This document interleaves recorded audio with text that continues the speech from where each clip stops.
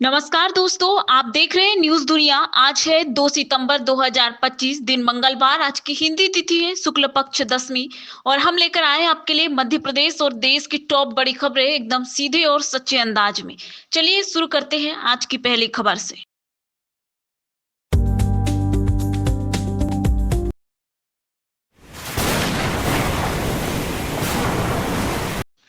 उत्तर भारत के हिमाचल प्रदेश, पंजाब, हरियाणा, उत्तराखंड और जम्मू कश्मीर में भारी बारिश से हालात खराब है। पंजाब के 11 जिले बाढ़ की चपेट में हैं।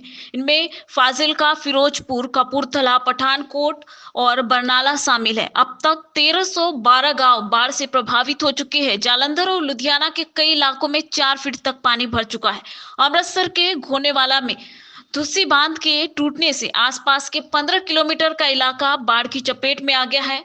भाखड़खा डैम के 4 गेट खोले गए हैं। हिमाचल में रविवार से तेज बारिश हो रही है। शिमला के कोटखाई और जुगमा में देर रात लैंडस्लाइड से 4 लोगों की मौत हो गई है। कुल्लू समेत 10 जिलों में सोमवार को स्कूल कॉलेज बंद है। चंडीगढ़ मनाली 4 लेन सहित 5 नेशनल हाईवे और करीब 800 सड़कें बंद पड़ी है। उत्तराखंड की बात करें तो उत्तराखंड में केदारनाथ नेशनल हाईवे पर सोमवार को लैंडस्लाइड के बाद 2 यात्रियों की मौत और 6 लोग घायल हो गए हैं। रेड और ऑरेंज अलर्ट जारी करने के बाद चार धाम और हेमंत कुंड साहिब यात्रा 5 सितंबर तक स्थगित कर दी गई है। जम्मू कश्मीर के राजौरी जिले में लैंडस्लाइड के कारण 12 घर टूटे हैं। हरियाणा के यमुनानगर, सिरसा, पंचकूला समेत 6 जिलों में भी बाढ़ जैसे हालात हैं। हथनीकुंड बैराज पर रात 2 बजे 1,05,000 क्यूसेक पानी आने के बाद सभी फ्लड गेट खोलने पड़े। सिरसा में देर रात 2 मकानों की दीवारें गिरने पर यहां एक नहर टूटने से 50 एकड़ में खड़ी फसल डूब गई।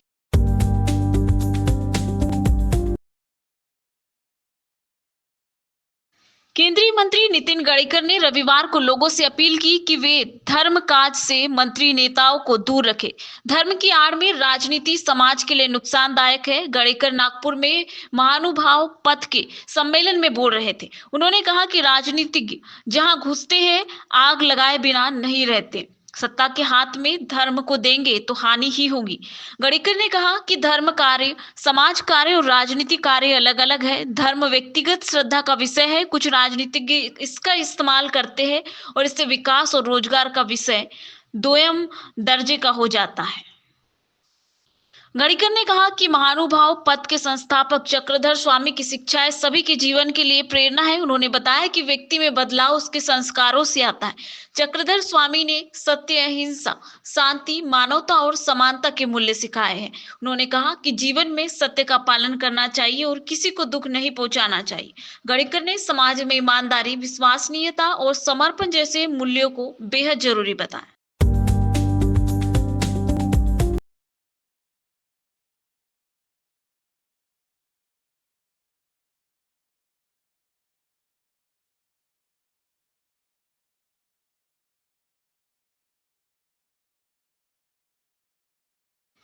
चीन में तियानजिन शहर में संघाई सहयोग संगठन एससीओ के दूसरे दिन सोमवार को दुनिया के बड़े नेता अपनी बात रखने पहुंचे। इस दौरान प्रधानमंत्री मोदी, चीनी राष्ट्रपति शी जिनपिंग, रूसी राष्ट्रपति पुतिन एक साथ नजर आए। तीनों नेताओं ने काफी देर तक बातें की है। एक पल ऐसा भी आया जब मोदी और पुतिन बात करते हुए गुजर रहे थे और पाकिस्तानी प्रधानमंत्री शहबाज शरीफ उन्हें टकटकी लगाए देख रहे थे। एससीओ मीटिंग खत्म होने के बाद पुतिन और मोदी एक ही कार से द्विपक्षीय बातचीत के लिए रवाना हुए।